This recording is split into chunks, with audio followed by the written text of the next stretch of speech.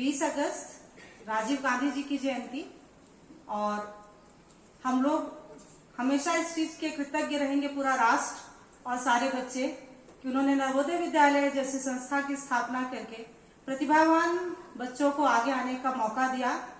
और आज उपलब्धियां यदि हम देखें पूरे भारत में तो बहुत सारी हैं।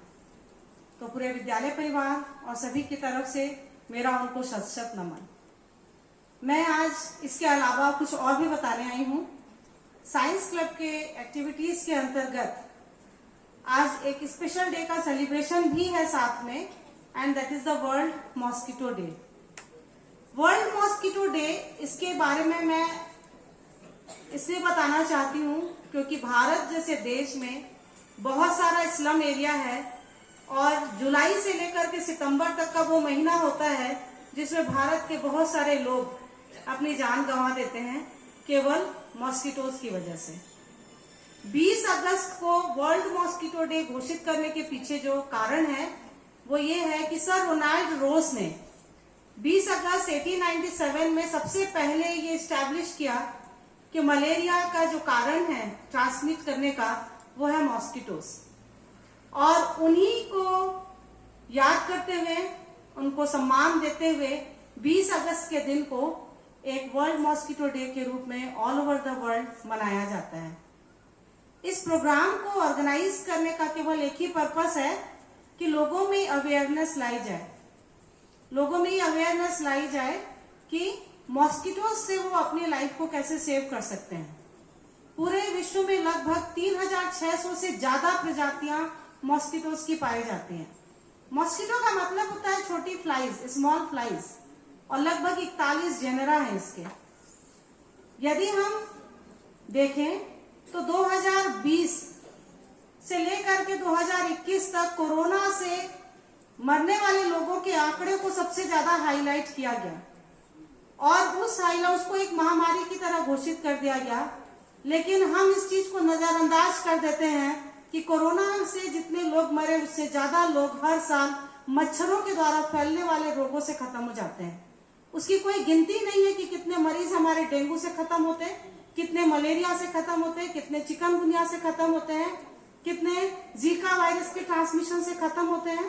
तो मॉस्किटोज जो इतने छोटे होते हुए भी इतने घातक साबित हो रहे हैं, और इतने सारी बीमारियों के वो वेक्टर्स हैं, बहुत सारे वायरसेस, बहुत सारे प्रोटोजोन्स, वो केवल मच्छरों के द्वारा ट्रांसमिट हो रहे हैं। तो इस प्रोग्राम को ऑर्गेनाइज करने की आज जरूरत है। वास्तव में हम लोग बहुत अच्छे पर्यावरण में रहते हैं, पूरा नवोदय कैंपस बहुत साफ सुथरा है, और यहाँ हम लोग मच्छरों की जो जानलेवा बीमारी है उससे हम लोग ग्रसित नहीं है, ये हम लोग बहुत लकी हैं। लेकिन जब आप और अंदर शहरों में जाएंगे तो वहां जो नालियां भरी हुई है पानी से, गंदगी से, जो स्टैग्नेंट वाटर है, वहां पे मॉस्किटोज का जो डेवलपमेंट हो रहा है उसको कंट्रोल करने में भी अब हम पीछे हो गए या पीछे रह गए हैं। इतनी सारी खतरनाक कीटनाशक दवाइयों का उपयोग करने के बावजूद भी हम मच्छरों को कंट्रोल नहीं कर पा रहे। बहुत सारे कीटनाशक दवाइयों के प्रयोग ने ऐसे रेसिस्टेंट मॉस्किटोज को डेवलप कर लिया है जिससे कि आज उनके ऊपर इन सारी चीजों का प्रभाव भी कम हो गया है। और डेंगू, चिकनगुनिया हो या मलेरिया हो या जीका वायरस का ट्रांसमिशन हो, इतने सारे वायरसेस और प्रोटोजोन्स का ये जो वेक्टर है लाखों लोगों के जीवन से खेल रहा है, और धीरे धीरे बहुत सारे लोग हमारे इन्हीं चीजों से खत्म हो जाते हैं जिनके आंकड़े कभी हमको उपलब्ध नहीं हो पाते हैं। तो आज जरूरत है कि हम लोग कम से कम हम अपने आसपास के एरिया को साफ रखें। आपके स्कूल में जो संडे को क्लीनिंग का प्रोग्राम चलता है उसको चलाने का यही पर्पस है कि आप बहुत सारी चीजों से बच पाएंगे। हम लोग बहुत लकी है कि हमारे स्कूल में आसपास कहीं स्टैग्नेंट वाटर नहीं है, मॉस्किटोज के ब्रीडिंग सेंटर नहीं है। ये सब छोटी छोटी चीजें हैं, और आप ये सोचिए कि यदि ये सारी चीजें हमारे चारों तरफ होती तो आज विद्यालय के आधे से ज्यादा बच्चे मलेरिया से पीड़ित होते और छुट्टियों पे होते, क्योंकि जब वायरस का इन्फेक्शन होता है तो आधे से ज्यादा बच्चे घर चले जाते हैं।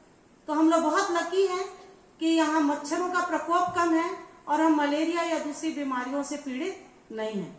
तो बहुत सारी चीजों के लिए हम लोग को नवोदय विद्यालय को धन्यवाद देना चाहिए, कितने सेफ एनवायरनमेंट में हम लोग रहते हैं। दूसरी चीज है कि मॉस्किटोज को कंट्रोल करने के लिए आजकल जो हम चीजें यूज कर रहे हैं वो है मॉस्किटो रिपेलेंट्स। लेकिन मॉस्किटो रिपेलेंट से बेहतर है कि हम लोग इको फ्रेंडली बने। जितने ज्यादा मॉस्किटो रिपेलेंट्स हम यूज करेंगे वो सब केमिकल्स हैं। जब हम अगरबत्तियां जलाते हैं मॉस्किटोज के लिए, हम उससे जो धुआं निकलता है वो एलर्जिक होता है। बहुत सारे बच्चे और बहुत सारे बूढ़े उससे प्रभावित होते हैं।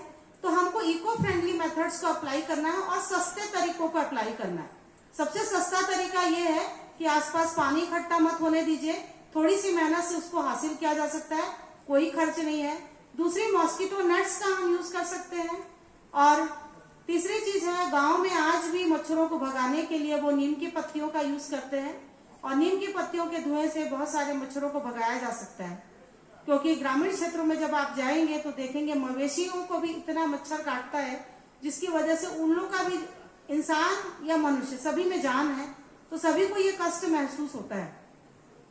इसीलिए यदि हम सफाई रखेंगे तो जो हमारे मवेशी हैं वो भी सुरक्षित रहेंगे और हम भी सुरक्षित रहेंगे। तो हमें इको फ्रेंडली मेथड्स की तरफ जाना है। हालांकि जेनेटिक इंजीनियरिंग जो बायोटेक्नोलॉजिकल प्रोसेस है उसके द्वारा जेनेटिकली मॉडिफाइड मॉस्किटोज को भी डेवलप करने की तैयारी की जा रही है। लेकिन मैं ये मानती हूँ, मेरा ये अपना मानना है कि जीन से छेड़छाड़ करके जो हम चीजों को डेवलप कर रहे हैं उसके अपने सोशल और लीगल इश्यूज हैं।